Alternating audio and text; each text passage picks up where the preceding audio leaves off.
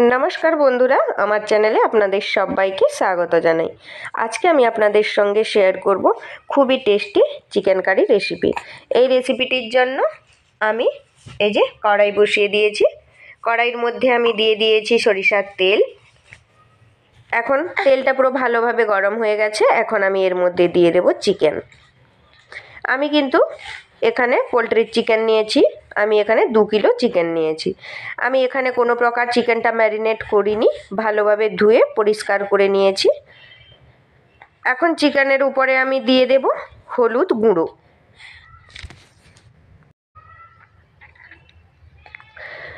এখন আমি চিকেনের মধ্যে দিয়ে দেব স্বাদ মতো নুন।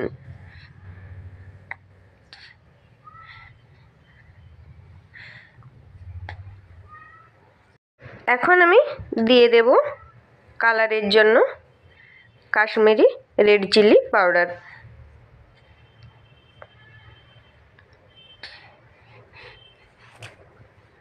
সব কিছুকে মিশিয়ে এটাকে ভেজে নেব। এটাকে কিন্তু আমি খুব ভাজবো না।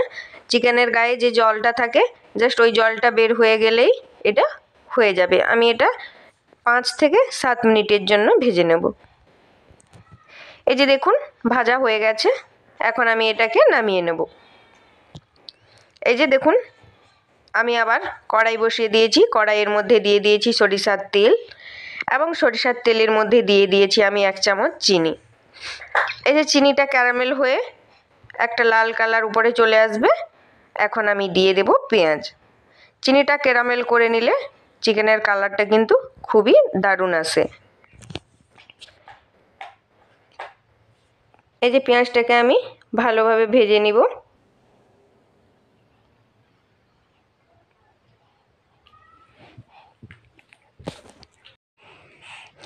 এখন আমি এটাকে আরও তাড়াতাড়ি ভাজার জন্য এর মধ্যে দিয়ে দেব একটু নুন দিয়ে আমি এটাকে ভেজে নেব যতক্ষণ পর্যন্ত না পুরো লাল করে ভেজে গেছে।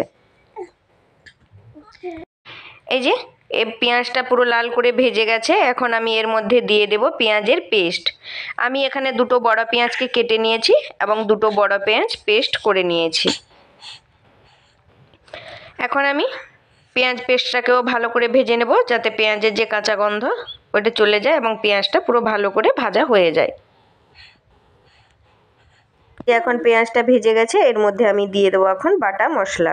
আমি এখানে রসুন, আদা, জিরা এবং কাঁচা লঙ্কাকে পেস্ট করে নিয়েছি। এখন আমি ওই মশলা বাটি ধোয়া জল একটু দিয়ে ভালোভাবে মশলাটাকে ভেজে নিব।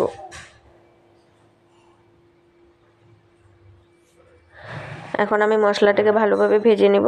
এই যে দেখুন মশলাটা তেল ছেড়ে দিয়েছে, তার মানে মশলাটা ভেজে গেছে। এখন আমি 4টে টমেটোকে কেটে রেখেছিলাম। এখন আমি এখানে দিয়ে দেবো টমেটো কুচি। টমেটো কুচি দিয়ে ভালোভাবে এখন আবারও ভেজে নিব যাতে টমেটোটা ভালোভাবে সিদ্ধ হয়ে যায়।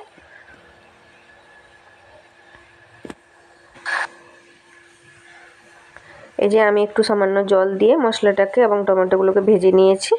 এখন আমি এর মধ্যে দিয়ে দেব 1 চামচ হলুদ গুঁড়ো, দিয়ে দেব 1 চামচ ধনে গুঁড়ো, দিয়ে দেব 1 চামচ লঙ্কার গুঁড়ো।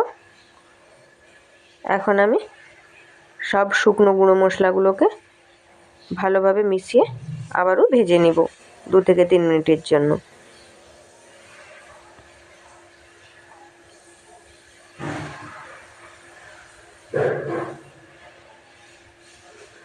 এই যে দেখুন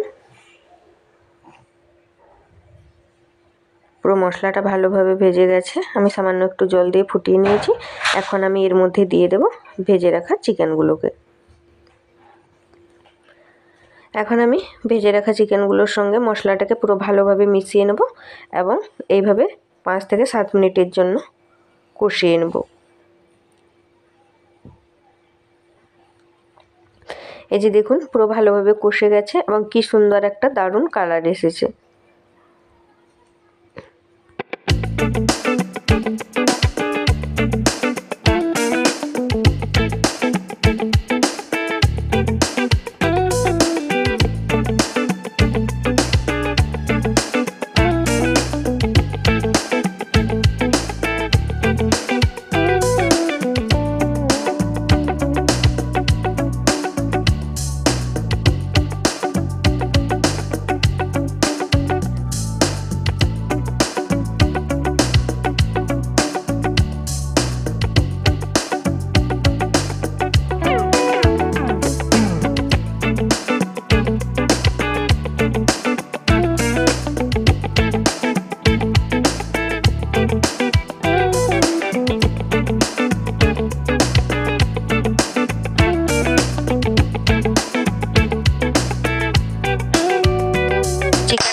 পুরো ভালোভাবে কষে গেছে।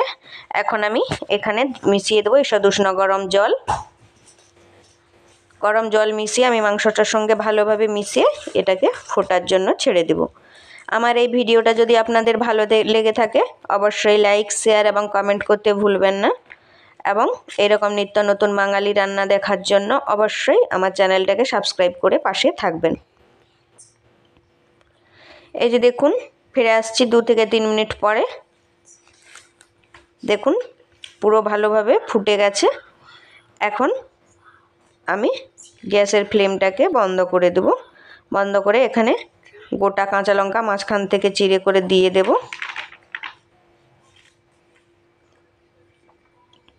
এই যে দেখুন কি সুন্দর কালার এসেছে। আজকের জন্য এই পর্যন্তই। ভালো থাকুন, সুস্থ থাকুন। দেখা হচ্ছে নতুন আর একটা রেসিপিতে।